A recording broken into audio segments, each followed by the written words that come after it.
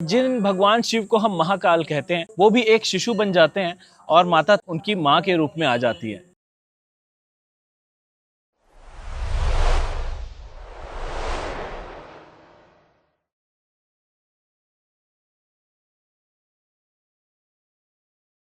तो नमस्कार फ्रेंड्स, मैं सुशांत स्वागत करता हूं आप सभी का हमारे YouTube चैनल VS एक्सप्लोर्स में, जहां हम 10 महाविद्याओं को जानने की एक छोटी सी सीरीज चला रहे हैं। और आज के इस एपिसोड में हम माता तारा के कुछ रहस्यों को थोड़े से और करीब से जानने की कोशिश करेंगे।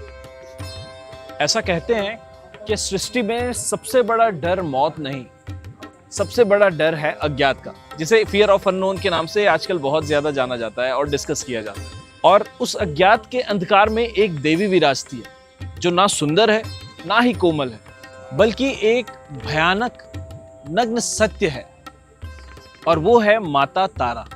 तारा का असली अर्थ केवल पार लगाने वाली नहीं, बल्कि तंत्र साधना में इसका अर्थ होता है शून्य और नाद, यानी कि वॉइड एंड कॉस्मिक साउंड, यानी कि वो शक्ति जो जन्म और मृत्यु के बीच की खामोशी को नियंत्रित करती है।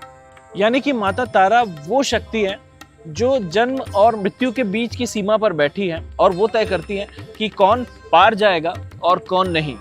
माता तारा की जब भी हम बात करते हैं तो एक बहुत ही गहरी कथा हमें जानने को मिलती है। माता तारा और भगवान शिव का संबंध। आमतौर पर ऐसा कहा जाता है कि भगवान शिव शक्ति के बिना अधूरे हैं, और जब हम माता तारा की बात करते हैं तो इनकी कहानी थोड़ी सी उल्टी हो जाती है। ये वो क्षण था जब भगवान शिव शिशु के रूप में छोटे हो गए थे और माता तारा से उनका संबंध शिशु और माता का हो गया था। एक बहुत ही प्रचलित कहानी हमें बताती है कि जब भगवान शिव ने विषपान किया और वो जलने लगे तो पूरी सृष्टि में कोई भी ऐसा देवता नहीं था जो उन्हें बचा सकता था, और तभी प्रकट होती है माता तारा और भगवान शिव एक शिशु के रूप में छोटे हो जाते हैं और माता तारा उन्हें गोद में लेती है और अपना दुग्धपान कराती है। यानी कि माता जब आती है तो उनका संबंध पति पत्नी का नहीं, बल्कि एक माता और पुत्र का हो जाता है। यानी कि जिन भगवान शिव को हम महाकाल कहते हैं वो भी एक शिशु बन जाते हैं और माता तारा उनकी माँ के रूप में आ जाती है। और यही है माता तारा का रहस्य। माता समय को भी जन्म दे सकती है। और माता के रूप की बात करें, कहते हैं कि उनका रूप भयानक नहीं, बल्कि वो जीवन की सच्चाई का सबसे नग्न रूप है। उनके गले में खोपड़ियों की माला, हर एक खोपड़ी अहंकार को दर्शाती है। शव यानी कि मृत चेतना, जो कि डेड कॉन्शियसनेस को दर्शाता है, और शव पे खड़ी हुई माता मृत्यु पर विजय को दर्शाती है। उनकी बाहर निकली हुई जीभ, जो कि जीवन और मृत्यु का रस पीते हुए दर्शाता है। और माता का स्वरूप हमें ये कहता है कि जो तुम्हें डराता है वही तुम्हें मुक्त करेगा। हम जितने भी देवी देवताओं की बात करते हैं, लगभग सभी को हम मंदिरों में रखते हैं, मंदिरों में उनकी पूजा करते हैं, मंदिरों को उनका घर कहा जाता है। लेकिन जब माँ तारा की बात आती है तो वो मंदिर में नहीं, बल्कि शमशान में मिलती है, क्योंकि शमशान ही उनका घर है। लोग मंदिरों में भगवान को ढूंढते हैं, लेकिन माता तारा का घर शमशान है। शमशान यानी एक ऐसी जगह जहां कोई अहंकार नहीं बचता, कोई पहचान नहीं बचती, और वहीं वास करती है माता तारा, क्योंकि वहां सिर्फ सत्य होता है।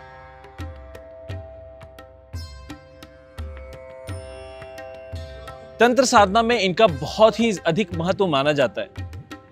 तांत्रिक ऐसा मानते हैं कि अगर तुम शमशान के अंधकार को, उसके डर को सहन कर सकते हो, तो तुम दुनिया के किसी भी डर से विजय प्राप्त कर सकते हो।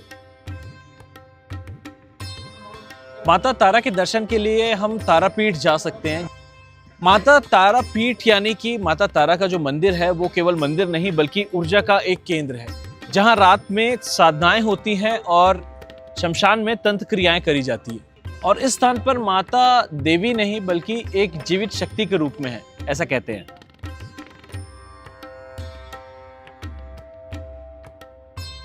और जब भी माता तारा की बात आती है तो एक नाम उनसे जुड़ा हुआ जरूर सुनने को मिलता है, वो है बामा खेपा का। कहते हैं कि बामा खेपा शमशान में रहते थे और माता तारा स्वयं उनसे बात करती थी। कहते हैं कि एक बार बामा खेपा ने माता को भोजन नहीं दिया तो माता स्वयं प्रकट हुई और उनसे नाराज भी हुई। मतलब उसको चाहिए था नहीं मछली। सबसे कठिन और सबसे खतरनाक साधनाओं में से एक साधना होती है माता तारा की, जिनकी रात को शमशान में साधना होती है और जिसके लिए पूर्ण एकांत की जरूरत होती है। और इस साधना में साधक को अपने सबसे बड़े डर का सामना करना पड़ता है, यानी उन्हें अपनी मृत्यु को देखना पड़ता है। और इसका कारण ये बताया जाता है कि माता तारा की सिद्धि, यानी कि आप डर से भी परे आगे निकल जाते हैं। और कहते हैं कि ये शक्ति अगर गलत हाथों में चली जाए तो विनाश भी ला सकती है।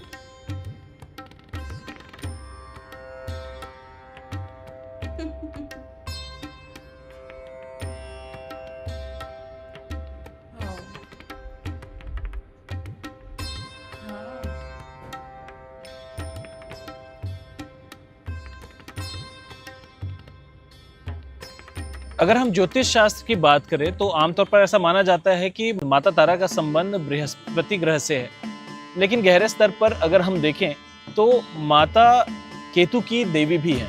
केतु यानी कि वियोग, मोक्ष और रहस्य से जुड़ा हुआ, यानी कि जीवन में जब सब कुछ छिन रहा हो, रास्ता खत्म हो गया हो और सब कुछ शून्य लग रहा हो, तब सक्रिय होती है माता तारा, जो कि ये सिखाती है कि खोना ही पाना है। और माता तारा से संबंधित सबसे खतरनाक शक्ति, आमतौर पर लोग माता तारा से क्या मांगते हैं? पैसा, शोहरत, सफलता, सुरक्षा। लेकिन अगर हम बाकी शक्तियों से तुलना करें तो माता तारा क्या देती हैं? माता तारा तुम्हें आराम नहीं देंगी, तुम्हें सुरक्षा नहीं देंगी, वो तुम्हें तोड़ती है, तुम्हारे भ्रम को खत्म करती है और तुम्हें जीवन के असली नग्न सत्य के सामने खड़ा करती है, क्योंकि मुक्ति आराम से नहीं बल्कि विनाश से मिलती है। तो अगर तुम अभी भी भगवान को मंदिरों में ढूंढते हो तो तुम अंधेरे से डरते हो, लेकिन अगर तुमने अंधेरे को अपना लिया, शमशान की खामोशी को सुन लिया, तो तुम समझ जाओगे कि माता तारा कोई देवी नहीं बल्कि वो शून्य है, जहां सब कुछ खत्म होता है और सब कुछ शुरू भी।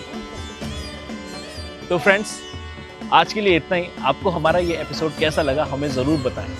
10 महाविद्याओं को एक्सप्लोर करने की ये सीरीज़ जारी रहेगी और आगे एक बहुत ही अमेजिंग सा सरप्राइज़ आप सभी के लिए 10 महाविद्याओं से रिलेटेड आने वाला है। तो अगर आपने हमारे चैनल को सब्सक्राइब नहीं किया तो सब्सक्राइब ज़रूर कर लें, क्योंकि बहुत जल्द हम एक ऐसे साधक से मिलने वाले हैं जिन्होंने 10 महाविद्याओं में से माता की कई एनर्जीज को अनुभव किया है, और उनसे बहुत सारे ऐसे सवालों के जवाब भी हम जानेंगे जो कि आम तौर पर हमें कोई और नहीं बता सकता उनके साधक को छोड़कर। Stay tuned and keep watching AS explores. तब तक के लिए जय माता दी, नमस्कार।